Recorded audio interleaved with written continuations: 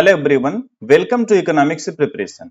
उत्तराखंड में पीजीटी की वैकेंसी जो आने वाली थी उसके स्क्रीनिंग एग्जाम के फॉर्म फिल होने शुरू होने वाले हैं और आप सभी को पता होगा इसका स्क्रीनिंग एग्जाम जो है वो अप्रैल 2025 में है। स्क्रीनिंग एग्जाम का जो भी सिलेबस है उसके बारे में हम लोग बहुत ज्यादा चर्चा न करते हुए जो मुख्य परीक्षा होगी स्क्रीनिंग परीक्षा के बाद, जिसमें आपका विषय इकोनॉमिक्स रहेगा, उस पर चर्चा करने वाले हैं। साथ ही साथ उससे पहले कुछ और बातें बता दूं आपकी जानकारी के लिए, और उन बातों में से एक प्रमुख बात यह है कि अदर स्टेट के जो भी स्टूडेंट्स हैं, ठीक है, अदर स्टेट के जो भी स्टूडेंट्स हैं वो इसमें फॉर्म फिल नहीं कर पाएंगे, ठीक है ना।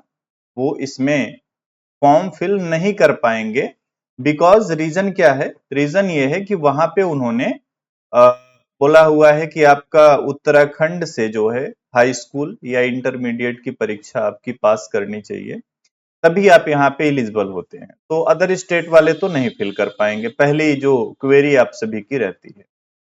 उसके बाद आगे बात करें और जानकारियां आपके साथ, तो देखो एग्जाम का जो पैटर्न है, पहले आपका एक स्क्रीनिंग एग्जाम होगा जिसमें आई थिंक 150 क्वेश्चंस आएंगे। इसको आप प्री एग्जाम भी बोल सकते हो, वैसे है स्क्रीनिंग एग्जाम। इसमें आपका 150 क्वेश्चंस आएंगे अगर पैटर्न चेंज ना हुआ तो, ठीक है, क्योंकि कंप्लीट नोटिफिकेशन अभी नहीं अवेलेबल है। और इसको जब आप पास करेंगे उसके बाद आपका जो होगा वो होगा मेन एग्जाम। मेन एग्जाम जो होगा इसमें आपका सब्जेक्ट होगा, और जो आपका सब्जेक्ट जैसे कि इकोनॉमिक्स है ना, तो सब्जेक्ट के आपके आएंगे 200 क्वेश्चंस, और इसी पे आपका जो है होना है सिलेक्शन। तो कहने का मतलब ये है कि आपको जो अपनी तैयारी करनी है पहले तो स्क्रीनिंग एग्जाम के लिए करनी है ताकि आप मेंस में पहुंच पाए, और उसके बाद इकोनॉमिक्स की अच्छे से तैयारी करनी है। इकोनॉमिक्स के लिए उत्तराखंड पीजीटी का कोर्स भी अवेलेबल है जो कि आपको इकोनॉमिक्स प्रिपरेशन मोबाइल एप्लीकेशन में मिल जाएगा। चलिए आप यहाँ पे देख सकते हैं, फॉर्म की बात करें तो आवेदन जो प्रारंभ होगा वो होगा 18 अक्टूबर 2024 से 7 नवंबर तक फिल किए जा सकेंगे ये फॉर्म, और करेक्शन वगैरह जो हैं वो 19 नवंबर से 28 नवंबर, तो आराम से चीजें चलेंगी। लेकिन ध्यान रखने वाली बात फिर से यही है कि ये जो वैकेंसी है ये है सिर्फ और सिर्फ उत्तराखंड के स्टूडेंट्स के लिए, ठीक है ना। अब इसमें आ जाते हैं और आगे चर्चा करते हैं। टोटल पोस्ट की बात करेंगे। टोटल पोस्ट तो आप यहाँ पे देख सकते हैं वो है 613। अब ये मत सोचिएगा कि ये 613 पूरा इकोनॉमिक्स की है, अभी सब्जेक्ट वाइज ऑफिशियली नहीं आया है। अनऑफिशियली जो था उसमें आपका इकोनॉमिक्स में जो टोटल पोस्ट थे वो आसपास जो है 50 के आसपास थे, 50 के आसपास इकोनॉमिक्स की पोस्ट थी। तो हम ना तो ये बोलेंगे कि ये बहुत कम है, ना तो ये बोलेंगे बहुत ज्यादा है, क्योंकि देखो अगर ये ओपन फॉर ऑल होता तो कंपटीशन लेवल थोड़ा सा और ज्यादा होता, क्योंकि अदर स्टेट वाले भी यहाँ पे जाते। बट क्योंकि ये सिर्फ उत्तराखंड के लिए है तो चीजें बेहतर हैं। आप अगर ध्यान से अभी से टारगेट करके अपनी तैयारी शुरू कर दें तो आपके सिलेक्शन होने के पूरे चांस होंगे, है ना। अच्छा, इतनी बातें हो गई, आगे बढ़ते हैं। तो यहाँ पे आज मैं आप सभी के साथ चर्चा जो करने वाला हूं वो करने वाला हूं सिलेबस को लेकर। इकोनॉमिक्स का सिलेबस क्या है, ध्यान से चीजों को देखना है। आपका जो सिलेबस शुरू हो रहा है वो शुरू हो रहा है माइक्रो इकोनॉमिक्स, और माइक्रो इकोनॉमिक्स में इसमें पहली चीज आपको समझना है कि माइक्रो इकोनॉमिक्स होता क्या है, ठीक है ना। उसके बाद आपको समझना है कि अर्थशास्त्र की मुख्य समस्याएं क्या हैं, क्या उत्पादन करना है, कैसे उत्पादन करना है, कितना उत्पादन करना है ना, ये चीजें आपको समझनी।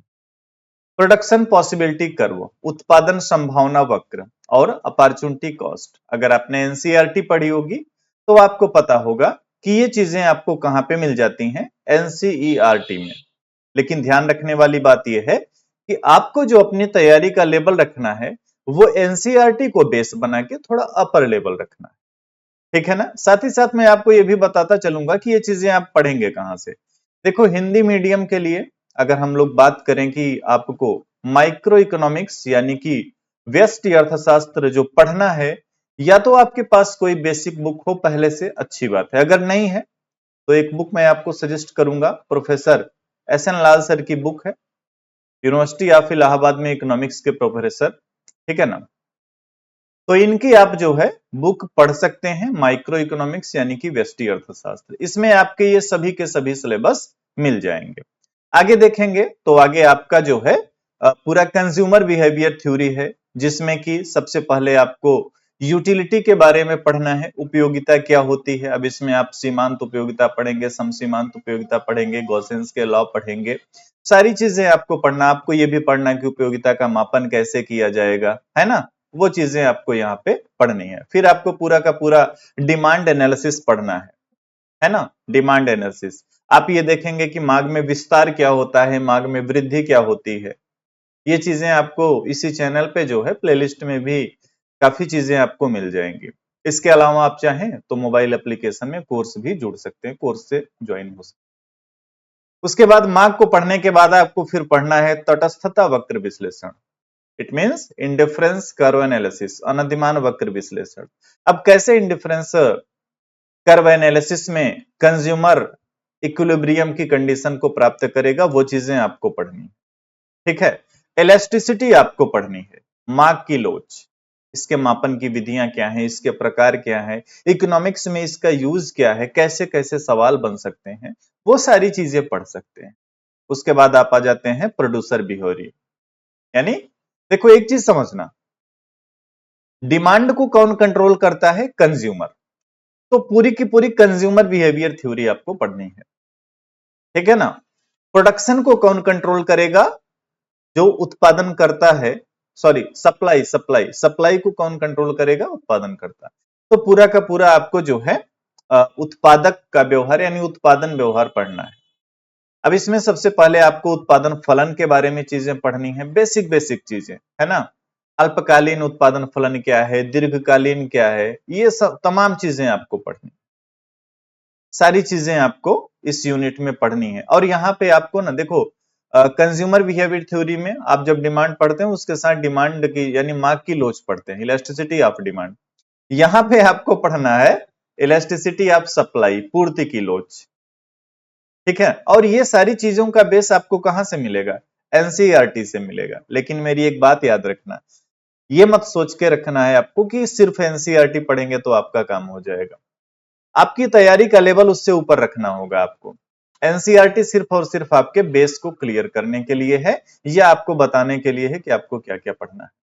देन अगला है मार्केट, है ना। अब इसमें आपको पूर्ण प्रतियोगिता, एकाधिकार और एकाधिकारिक प्रतियोगिता और साथ ही साथ अल्पाधिकार, तो ऑलमोस्ट सभी प्रकार के मार्केट आपको पढ़ने हैं। जैसे ओलिगोपोली वगैरह है, ज्यादा डिटेल में नहीं पढ़ना है, बेसिक बेसिक सा जानते रहिए, कौन सा सिद्धांत किसने दिया, इसकी बेसिक थ्योरी क्या है, इस तरीके का। बट जब आप परफेक्ट कंपटीशन पढ़ते हैं, मोनोपोली पढ़ते हैं, मोनोपोलिस्टिक कंपटीशन पढ़ते हैं, ये आपको ढंग से पढ़ना पड़ेगा। कैसे इसमें इक्विलिब्रियम प्राप्त होगा, लॉन्ग रन में कैसे होगा, शॉर्ट रन में कैसे होगा, ये सारी चीजें आपको पढ़नी पड़ेंगी। इसके अलावा भूमि, श्रम, पूंजी, लाभ, इसका मतलब समझ रहे हैं ना। जो आपने लाभ के सिद्धांत पढ़े होंगे, ब्याज के सिद्धांत पढ़े होंगे, ठीक है ना, मजदूरी के सिद्धांत पढ़े होंगे और लगान के सिद्धांत पढ़े होंगे, वो सारी चीजें आपको इसके तहत पढ़ती हैं। फैक्टर प्राइसिंग के तहत जो भी आपने थ्योरीज पढ़ रखी होंगी वो सब कुछ पढ़ना है। ये चीजें आपको देखो अब डिटेल में ना एनसीईआरटी में नहीं मिल पाएंगी, इसीलिए मैं आपको सजेस्ट करूंगा कि आपको जो है एक बुक पढ़नी चाहिए, या तो आपको जहां पे भी ठीक लगे आप कोचिंग कर सकते हैं, आपकी तैयारी बेटर तरीके से हो जाएगी। आ जाते हैं नेक्स्ट, यहां से आपका शुरू होता है मैक्रो इकोनॉमिक्स यानी कि व्यापक अर्थशास्त्र या बृहद अर्थशास्त्र या समष्टि अर्थशास्त्र। पहली चीज यहां से शुरू करके और यहां तक, ये ओवरऑल आप यहां से लेकर के यहां तक, इसमें आपको क्या पढ़ना है, इसमें आपको पूरा का पूरा पढ़ना है नेशनल इनकम। क्या पढ़ना है, नेशनल इनकम।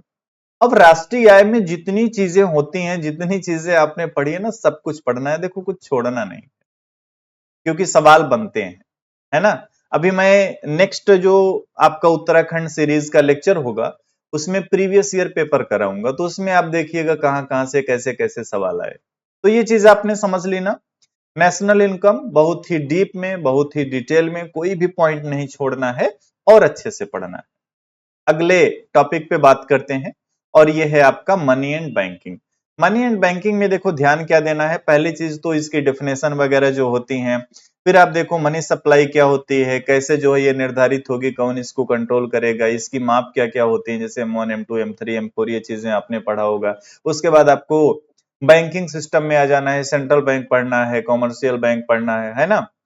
और कैसे जो है साख का नियंत्रण होगा, कैसे साख सृजन होगा, कौन साख सृजन करेगा, कौन साख नियंत्रण करेगा, repo, reverse repo, MSF, LAF, SDF, जो भी ये कॉन्सेप्ट होते हैं ना, सारी चीजें पढ़ना है। और साथ में आपको इन्फ्लेशन को तो भूलना ही नहीं है, और इन्होंने ट्रेड साइकिल भी लगा दिया है। अब व्यापार चक्र तो लिख दिया है कि भाई आपको व्यापार चक्र पढ़ना है, लेकिन व्यापार चक्र में कौन कौन सी थ्योरी पढ़नी है, ये चीजें इन्होंने नहीं लिखा हुआ है। फिर भी मेरा रिकमेंडेशन आपको यही रहेगा, मेरा सजेशन यही रहेगा कि जो बेसिक बेसिक ट्रेड की थ्योरी है, जैसे हार्ट्रे, हेयक, शुम्पीटर, उनका जो समरी है वो आपको पता रहना चाहिए, है ना।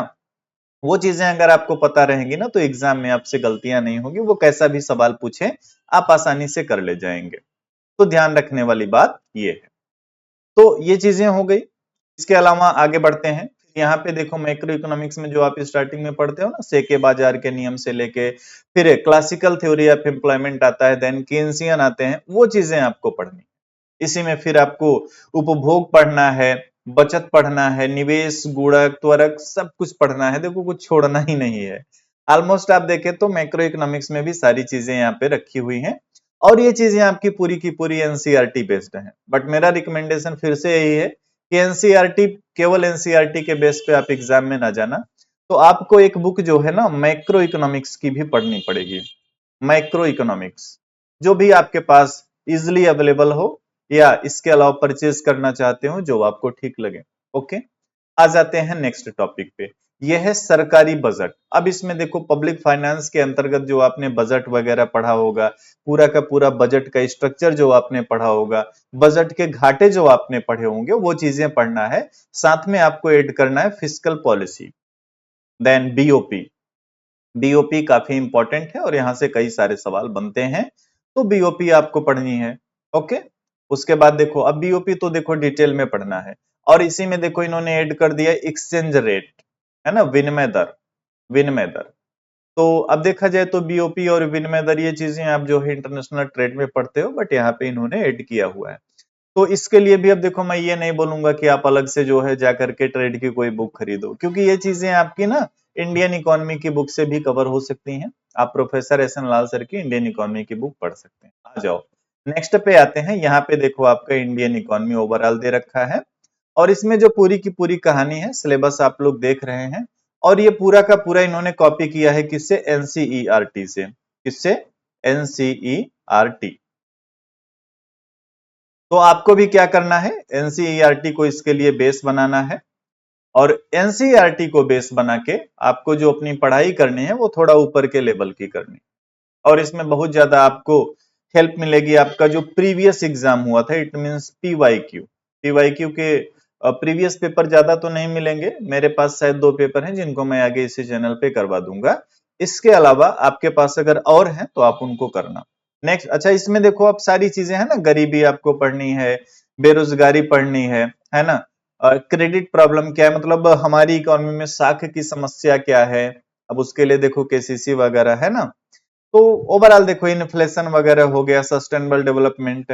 कुल मिला के अब इसमें ज्यादा डिटेल में क्या बताऊं, बेस आपको एनसीईआरटी बनानी है और थोड़ा सा अपर लेवल का पढ़ना है। नेक्स्ट यूनिट जो आपकी है वो है सांख्यिकी की। इसमें भी जितने आपके टॉपिक रखे गए हैं, ये सभी के सभी रखे गए हैं आपके एनसीईआरटी।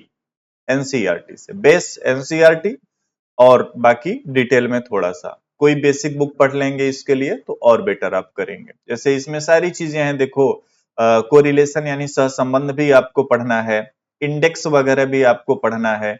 इसके अलावा देखो आप यहाँ पे माध्य, माध्यिका, बहुलक वगैरह पूरा का पूरा आपको पढ़ना है, अपकिरण वगैरह पढ़ना है ना। तो ओवरऑल आप देखेंगे जो एक बेसिक स्टैटिक्स में टॉपिक होते हैं वो सभी के सभी टॉपिक यहाँ पे आपको पढ़ने हैं। सिलेबस की बात करें तो ये जो सिलेबस बेस्ड है आपका, ये पूरा का पूरा बेस्ड है आपका एनसीईआरटी पे। आपने अगर 11th और साथ में आपने 12th, मेरा रिकमेंडेशन ये है कि अभी आपके एग्जाम में यानी मेन एग्जाम में काफी ज्यादा टाइम है, तो आप जो है ये दोनों क्लास की एनसीईआरटी जो टोटल मिला के आपका 4 एनसीईआरटी हो जाएंगे। 11th में आपका इंडियन इकोनॉमी और स्टैटिक्स, और 12th में आपका माइक्रो एंड मैक्रो। ये बेसिक 4 एनसीईआरटी अगर आप पढ़ लेते हैं पहले से, तो मुझे लगता है कि आपको ओवरऑल चीजें समझ में आ जाएंगे। उसके बाद आप अपने टॉपिक वाइज थोड़ा सा स्टैंडर्ड प्रिपरेशन करेंगे।